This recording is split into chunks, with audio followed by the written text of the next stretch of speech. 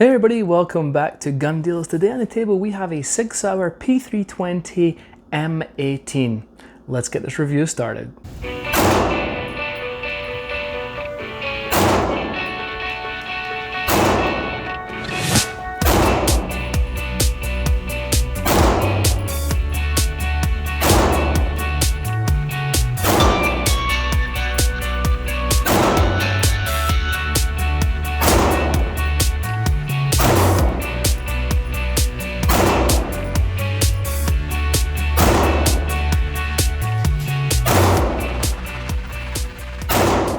Alright folks, as I said, this is the military version of the P320. This version of the gun has been adopted by a couple different military outfits out there as their new sidearm. What does it come with? Well, it comes with a 17 round metal mag. These are metal. And it comes with two 21 round mags. Again, they're metal. And these are actually made in Italy, so makes me believe these are probably Metgar mags. Metgar makes excellent magazines for a lot of different companies, so they're definitely good to go, don't worry about that. And it does come with your Sig hard case. All right, what I'm going to do is I'm going to turn the camera angle around. We'll put this down on the table. We'll go over its features. We'll show you how to take it apart and things like that, and just show you what makes this gun so very cool. Be right back with you. All right, so yeah, let's take a nice close look at the gun. We'll start at the bottom. Obviously, you've got your mag well. You've got this polymer lower here with the Sig Sauer logo. It's got some nice texturing pretty much all the way around here. You do have this nice thumb groove right here to rest your thumb right in there, and then you can get a nice positive grip on the gun. Moving up, you do have your mag release right here, and it can be switched around to go on this side. So if you're a left-handed shooter, you can easily switch that around, which is very cool. You do have a nice undercut here also under the trigger guard again, and then kind of a little bit of a beaver tail right here. So you can get a nice high grip on the gun, making it very controllable for shooting. Now the end here of the trigger guard, we do have some more serrations here, depending on how you like to hold your gun. You might like that. We'll go over the trigger in just a second here. Moving up, we do have an ambi safety. Now, I actually personally am not a huge fan of safeties on my guns. I do see the purpose of them for a lot of people. I personally typically don't run them, but if you want something that's kind of clone correct military, you know, for being in the military, obviously you want to go with the safety on there. Now, it also does have a slide lock here, and this slide lock is also ambidextrous on both sides, which is awesome. Moving along, you have your typical Sig takedown lever right here, and we'll show you how to take this gun down in just a second. Moving along, you have a 1913 pick rail here. It's not proprietary or anything like that, so you can attach any lights that you need on there, which is very cool also. Moving up to the slide, this is actually a PVD coating, and underneath this PVD coating is a stainless steel finish. So even if you wear this off over time, your slide should be good and you shouldn't have any rust or anything like that. You do have some nice serrations on the front and back to get a nice grip on that slide for your press checks or racking, whatever you're doing. So there's some nice serrations on the front and back. You do have some engraving at the front here. Let me move that up here, see if we can see it. Obviously P320, M18. And then let's move up to the sights here. The sights are pretty good. Now they're, if I get that to focus. So you can see, hopefully, that the front sight there is actually white. And these are night sights, which is nice that you don't have to go and buy them. Upgrade the sights and things like that. They do shine green at night.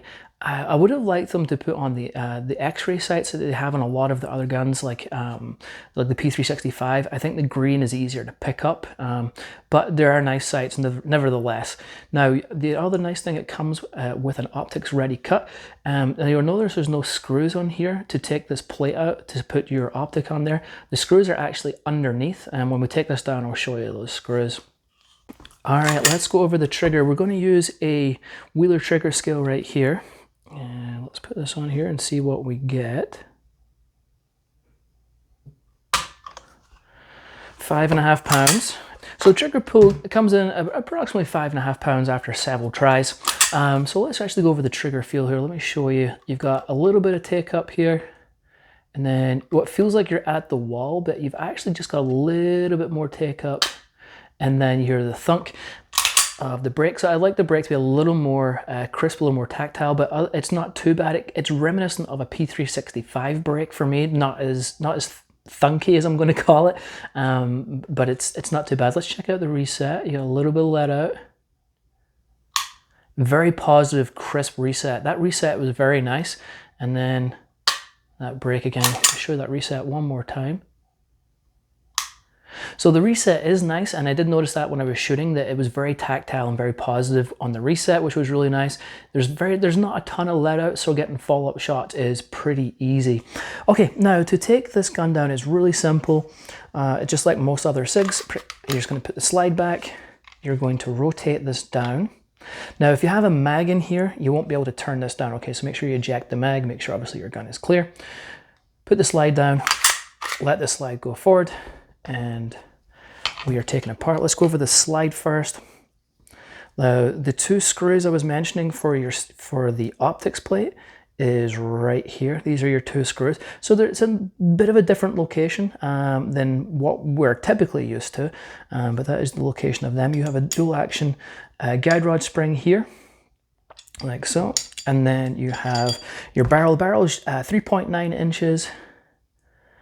And this is your barrel. The overall length of the gun is 7.5 inches.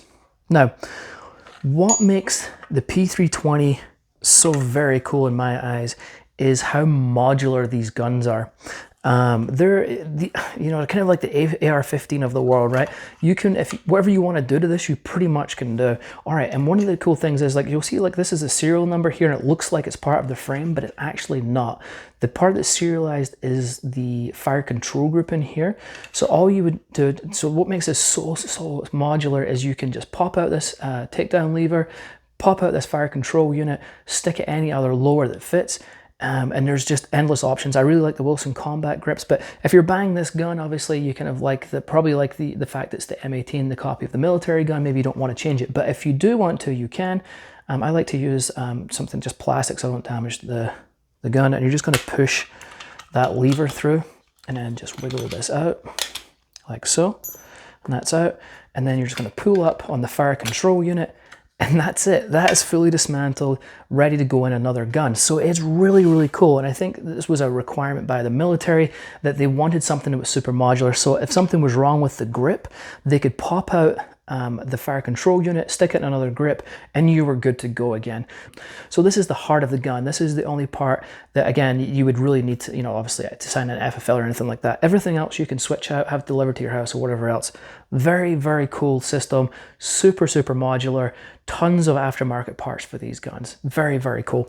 All right, and to put it back together, just go in reverse. All right, now we are back together. So let's go over shooting. Shooting was good. Right out of the box, it's an accurate gun. I was pulling my shots initially a little down and to the left. Now, anytime, these are like the first couple of mags, and anytime you're getting a gun, you kind of have to get used to that gun again, how it shoots and things like that. And I took my time a little more. These are just at 10 yards. I'm hitting pretty much where I want. These were, this was from one of the first mags, and I kind of reused the target. And as you can see here, I started getting used to the gun a little bit more. I put about 300 rounds through it of 115 grain ammo, zero issues. And the more I got used to the gun, the more accurate I was getting with it, for sure. But it's a really cool gun. It's definitely accurate enough. I'm sure the gun's more accurate than I am. I love the modularity of these guns. Just the sheer fact that you can literally change pretty much anything on these guns that you want.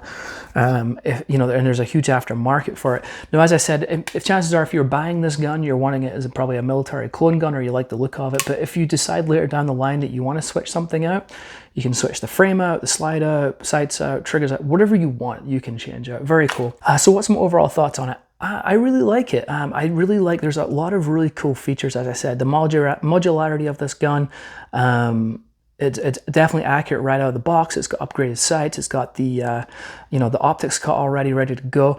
And so yeah, for the price, I mean, they're a little bit more than, say, your standard Glock, but you get a lot more on this gun, I feel, than your standard Glock. Again, upgraded sights, optics cut, and things like that. Yes, you can buy a Glock like that. It's just going to cost you a lot more, or if you upgrade it, it's going to cost you a lot more.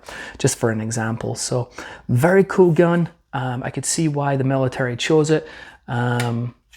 So yeah, let's talk about the price point.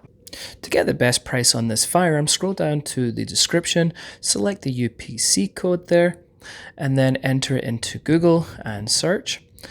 And then look for the gun deals link, which is at the top here. Click on that. That will take you to our website. Simply scroll down and you will see where it is in stock and the price. Select whatever one you would like. All right, folks, that is pretty much it for me. If you have any questions, any comments, please ask us below. We are always happy to help out wherever we can. And if you haven't hit that like and subscribe button, please do so. It doesn't cost you a dime, but it really helps us out, and we do greatly, greatly appreciate it. All right, folks, until next time, I'll catch you later.